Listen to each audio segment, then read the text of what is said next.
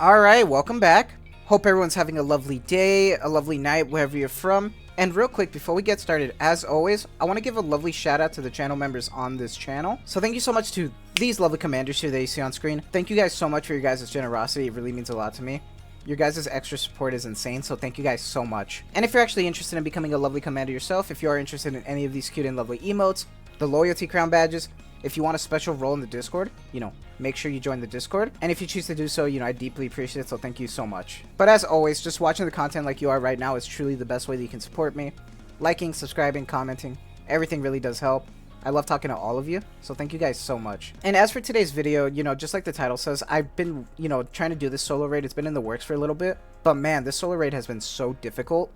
It's probably one of the hardest solo raids that I've done in a hot minute. And I'm not trying to exaggerate. I mean, I think since the first solo raid came out with, I think, Mother Whale, it's probably some of the hardest that it's been. That being said, though, I really like it. I really like a good challenge. And, since solo raid is technically the end game content, it makes sense. And it's been difficult. I've seen a lot of people struggling with it, but I'm having fun with it. I kind of like the challenge. But before we get started on any team building, I just want to say, with a few caveats, that with this solo raid, since the electric code is weakness, every one of my teams is at least going to have one electric code ally.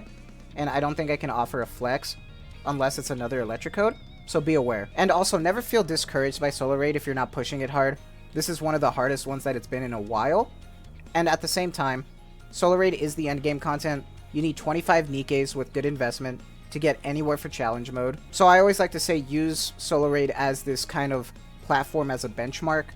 Maybe you're stuck on stage 1, stage 2, but the next time solo raid comes around, you're going to be able to progress even further. So never feel discouraged. At the same time, just have fun with it. But, let's just get right into it. Let's get started. And let's go look at some teams. And in terms of the teams, I just want to say, massive shout out to one of the lovely commanders here. XN808. Really sweet guy. The fact that he's also a lovely commander is insane. He helped me, clean up my teams a little bit. I think I went from about 2% to currently 0.74.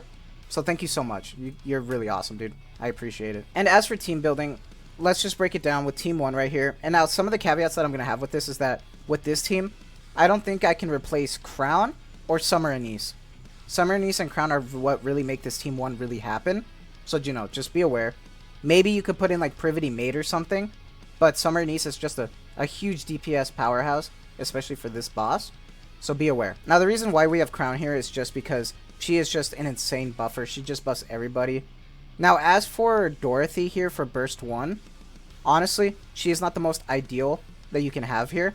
What would be most ideal is if you actually have a good invested Exia with her Phase 3 treasure. And the reason for that is because she really helps Electric Code, and she would help, Ein or whatever flex you have with Summer Anise. It would be insane. But we don't have that, unfortunately. So I'm currently using Dorothy here. The reason why we're not using Litter here, and I think you should never use Litter for Summer Anise, is because Litter actually gives max ammo buffs. And if you forgot, Summer Anise's whole gimmick is that she has this last bullet mechanic. That's where all her DPS comes from. And the moment that you start giving her max ammo, it bricks her DPS hard. So, be aware of that and be careful. As for Ein here, she's definitely a flex. I'm just using her because she pairs really well with Summer Anise. You could put in OG Scarlet here, Haran. You don't necessarily need another electric code since you're using Summer Anise here. But I honestly recommend putting in another sniper to try to keep spamming for that burst generation. So, it could be a flex, but at the same time, be aware. I am really using Ein because she's also really, really good against this boss. As for a healer, I'm using Rapunzel for now. Honestly, Naga would be more ideal, but I'm using Naga for another team because I'm actually using the Schoolgirls this time. The reason I'm using Rapunzel is because it also procs Crown skill 2 to buff the team even more. And I think you could also use Pepper or Summer Mary. I've seen conflicting things in regards to if they still proc Crown skill 2. But I think according to Nikke.gg, I think it still does, even if it doesn't say so. So, you can use those other healers if you want. As for Team 2, I'm currently using Litter, Eleg, Scarlet Black Shadow, Alice, and Summer Mary. Now, I'm still using Litter here because she is my best Burst 1 that I have here, and I'm trying to make these first 3 teams my best teams. But at the same time, I think you can also put a flex here if you want for Burst 1. Just make sure that it's a 22nd at least. If not, you're gonna have to pair. But I recommend pairing anyway because I feel like you really do need like a healer no matter what with this solo raid, because this solo raid boss hurts, man. Now, in terms of Burst 2, the reason why I'm personally using Eleg here is because she buffs distributed damage, which means she'll buff Scarlet Black Shadow, And Scarlet Black Shadow is just an insane DPS output. Pairing her with Alice to increase her charge time makes her faster. Really, really good combo. I highly recommend it. Now, if you really don't have Scarlet Black Shadow, then honestly, Eli could just be a flex with whatever. Just be aware that you need another Electric Code. So make sure either your Burst 1, Burst 2, or Burst 3 is Electric Code. But I highly recommend Alice here because she'll do a lot of damage against the defense for the Glass Slippers. So I honestly feel like that's the one character I can't really offer maybe replacement for. Just be aware. You at least need one Electric Code ally. It can get really tough.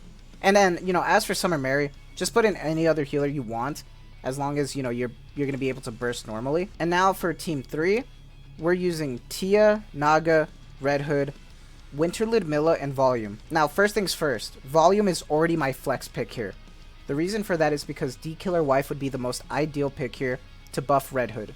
And unfortunately, I do not have D-Killer Wife. So even as I'm making this guide, I'm still showing you that you need to be able to improvise, have flexes and stuff, because it could get really difficult. And with this order, you got to be careful, because what you should do is actually put Tia, Volume / D-Killer Wife, Naga, Red Hood, and then Ludmilla. Because if you have it in this order, there is a chance that with the burst rotations, Red Hood might be able to burst and then ruin the complete rotation, and then she won't even be able to use her burst 3. That being said, though, I think the biggest thing here is that the schoolgirls are here. I don't think I can offer a flex for them outside of the bunnies. That being said, I'm using bunnies on another team, so be aware.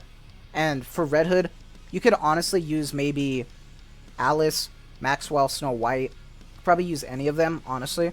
I think they would still be decent, especially with Naga or D-Killer Wife buffing. As for Winter Ludmilla, I think you could also use either any of them or Modernia as just like a flex.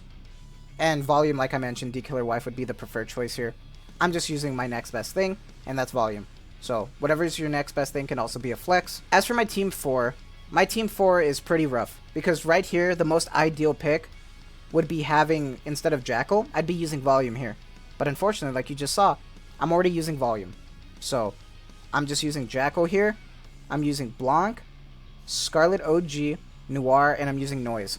Now the reason why I'm also having another Burst 1 is because Jackal has pretty bad burst generation. It takes a while for her to burst sometimes.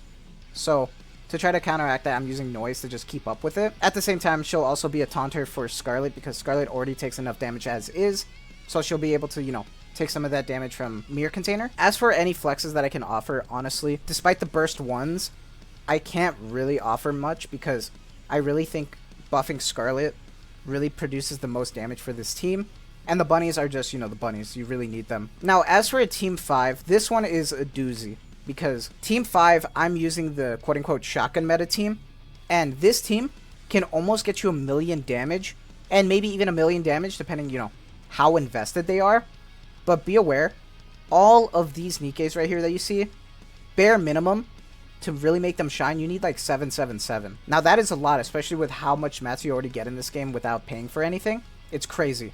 So for me personally, this is my worst team. But if you have them really, really invested, this could be a really, really good team. And in terms of flexes, for Privity Maid, she really needs to be here. She's the star of the show.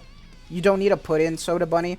You could probably put in like Drake or Sugar. But the way that these units are that get buffed, I really feel like just doing a full-on Shaka team is really the must here. But overall, this solo raid has just been very, very difficult. So I can understand if a lot of people are even having trouble.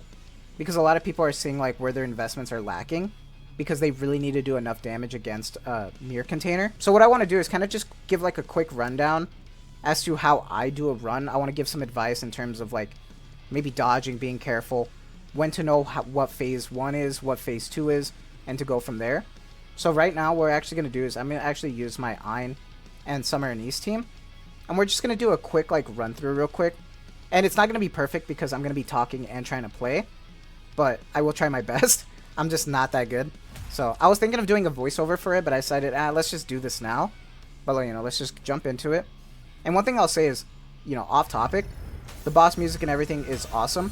But first things first, as soon as you skip this cutscene, he's going to throw a barrage of attacks. You're going to want to dodge it. And then also spam to try to get that burst generation, and then go and cover right when you're about to get hit. So you don't have to worry about it. And then you see these glass slippers, you're going to want to shoot them or else you get hit like that. You have to be fast with it.